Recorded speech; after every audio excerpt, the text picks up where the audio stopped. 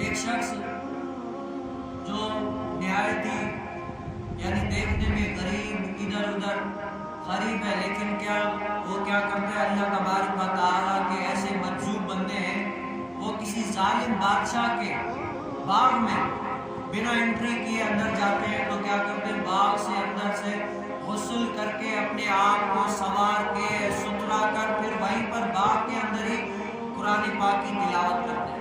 حالانکہ اس باغ کے بارے میں مشہور ہے کہ یہ ظالم بادشاہ کا باغ ہے، اگر کوئی یہاں پر بغیر اجازت یا بغیر انٹری کے آتا ہے تو بادشاہ اس کو نہیں چھوڑتے، بادشاہ ظالم ہے۔ لیکن کیا وہ اللہ والے کو درویش ہیں، وہ کیا کرتے ہیں، بغیر اجازت اندر جاتے ہیں، وہاں سے غسل کرتے ہیں، غسل کر کے اور قرآن پاک کی تلاوت کرتے ہیں۔ ایسا سونا قرآن پاک پڑھ رہے ہیں تو بادشاہ کے آنے کا ٹائم ہو گیا۔ جب بادشاہ آیا اس باغ کے اندر، اچانک دیکھا کہ یہ شخص بغیر اجازت آیا ہے، وہاں پر کپڑے لٹکے ہوئے ہیں، نہایا بھی ہے اور اب بیٹھ کر تلاوت کر رہا ہے، اپنا کام کر رہا ہے، اس کو اندر آنے کی اجازت کس نے دی؟ اب بادشاہ درباریوں پر غصہ ہو گیا، خدام پر غصہ ہو گیا کہ آخر تم لوگوں نے یہ غلطی کی تو کیسے کی؟ اب ان کو ڈانٹ رہا ہے، غصہ کر رہا ہے، تو اس اللہ والے کی توجہ گئی، کہا کہ میری وجہ سے شاید کسی کو ڈانٹ رہے ہیں۔ جو ہی اللہ والے کی نظر اس پر پڑتی ہے، نظر سے نظر ملاتے ہیں تو وہ ظالم بادشاہ جو ہے نا اس ٹائم پر ہی گر کر بے ہوش ہو گیا۔ کیا ہو گیا؟ اللہ والے کی نظر، صرف نظر سے نظر ملی، اتنی نظر کی تاب نہ لا سکا، وہ آخر بے ہوش ہو کر گر گیا۔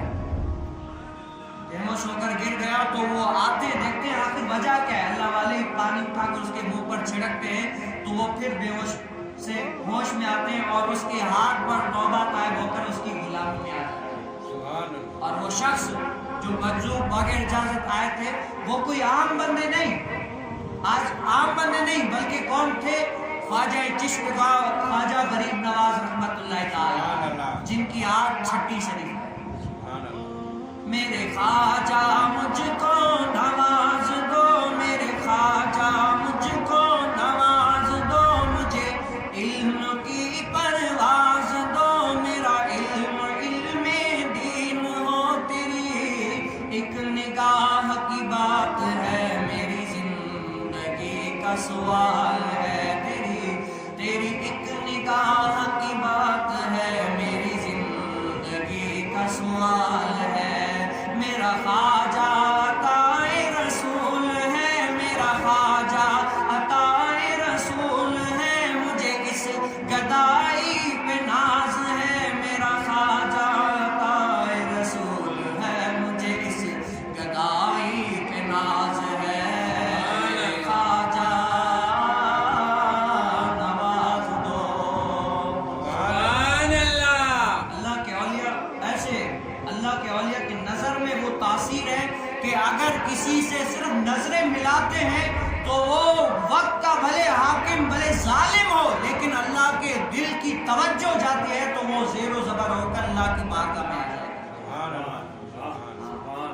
خواجہ غریب نواز نام ہی کیا ہے، خواجہ بادشاہ، غریب نواز، غریبوں کو نوازنے والے، جنہوں نے لاکھوں لوگوں کو مسلمان کیا، لاکھوں لوگوں کو اسلام میں آ کر دائر کیا۔ سبحان اللہ۔ آج تاریخ ان کا نام یاد رکھتی ہے، آج ان کے ڈنکے بجتے ہیں، آج جو سنی ہوتے ہیں خواجہ غریب نواز کا نام لے کر دل میں ان کی ٹھنڈک پہنچتی ہے، کیونکہ یہ جو نظام چل رہا ہے نا وہ کس وجہ سے، یہ اللہ تبارک و تعالیٰ کے نیک ولیوں کے صدقے میں چل رہا ہے، ورنہ علماء کرام اور صوفیہ فرماتے کہ ہمارے ایسے عمل ہیں کہ ہم پر پتھر نازل ہو، ہمارے ایسے عمل ہے کہ ہم پر پتھر نازل ہو اللہ تعالیٰ کی ناراضگی وجہ سے۔ ایک تو حضور علیہ السلام کی رحمت شامل ہے، اگر نہ ہوتی ان کی رحمت درمیان میں ابھی آگ لگ جاتی دونوں جہاں۔